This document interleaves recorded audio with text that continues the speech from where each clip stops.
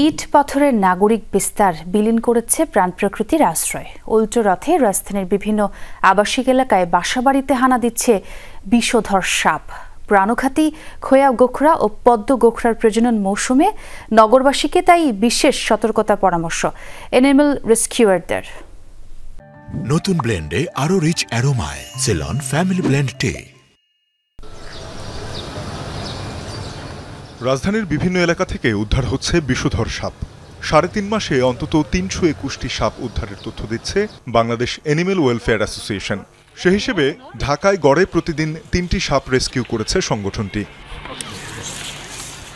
নতুন গড়ে ওঠা আবাসন প্রকল্পগুলোতে এমন ঘটনা বেশি। যেসব এলাকায় সাপের দেখা মিলছে তার একটি রাজধানীর উত্তরা ১৮ নং সেক্টর। বাসিন্দারা জানান, আচমকা লোকালয়ে সাপের উপস্থিতিতে ছড়িয়েছে ভীতি, আতঙ্ক।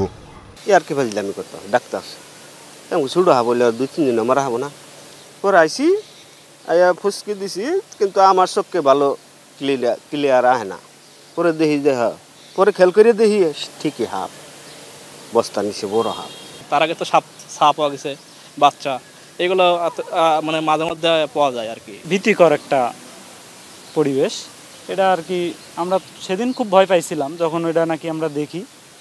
পরে অনেকজন মারার চেষ্টাও করছিল। পরে উনি যাকে আমরা ফোন দিছিলাম উনি বলল না, আপনারা ওনাকে টাচই করে না। এই সাপ আমরা এই যে এইখানে আমাদের চামেলি ভবনের সামনে আমরা পেয়েছি, আমরা কৃষ্ণসোনার সামনে পেয়েছি, অনেক জায়গায় আমরা এই বিষধর সাপ আমরা এই রুয়াবের ভিতরে আমরা পাচ্ছি। আফতাবনগর, বনশ্রী, উত্তরখান, দক্ষিণখান, মোহাম্মদপুর, বসিলা ও নিকেতনের মতো এলাকায় বাসাবাড়ি থেকে উদ্ধার হচ্ছে বিষাক্ত এই সরীসৃপ।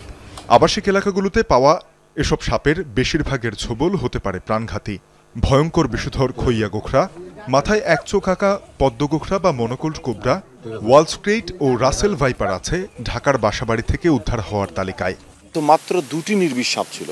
তার মানে 321টি সাপের ভেতরে 319টি সাপই হচ্ছে বিষধর। তার ভিতরে রাসেলস ভাইপার রয়েছে, তার ভিতরে ওয়াল স্ট্রেইট রয়েছে, তার ভিতরে 2 প্রজাতির গোখরা সাপ রয়েছে।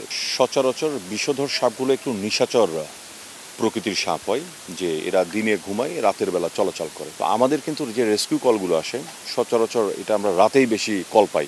এমনও সময় গেছে যে এমনও সময় যায় রাত 2টা, রাত 3টা, 4টা, 5টা থেকে ফোন করে। এই রেস্কিউয়ার জানান, 2 মাস আগে ছিল ইন্ডিয়ান কোবরা বা খইয়া গোখরার প্রজনন মৌসুম। তাই সম্প্রতি এ সাপের দেখা মিলছে বেশি। পানিপ্রিয় পদ্ম গোখরার প্রজনন মৌসুম চলছে অক্টোবরে। আগামী কয়েক মাস দেখা মিলতে পারে এ সাপের। বৃষ্টি হয়, এই গর্তগুলো যখন পানিতে ভরে যায় তখন শুকনো জায়গার খোঁজে সাপগুলো মানুষের গৃহে প্রবেশ করে। কিন্তু গৃহে প্রবেশ করার পরে যখন দেখে যে মানুষের বাড়িতে প্রচুর খাদ্য আছে, মানে ইঁদুরের এত উৎপাত, তো সেই ইঁদুর খাওয়ার জন্য সেই বাড়িতেই সাপটা বসবাস করা শুরু করে। ঢাকায় যে সাপটা সবচেয়ে বেশি দেখা যায়, বিষধর সাপটা, সেটার নাম হচ্ছে আপনার মনোকল কোবরা। এই সাপটার সংখ্যা ঢাকাতে অনেক বেশি এবং এই সাপের এখন প্রজননকাল।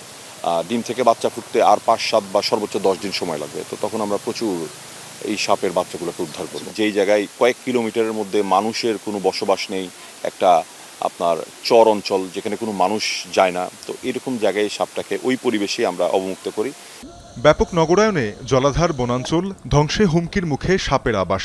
তাই বর্ষা মৌসুমে বাড়তি সতর্কতার পরামর্শ রেস্কিউয়ারদের।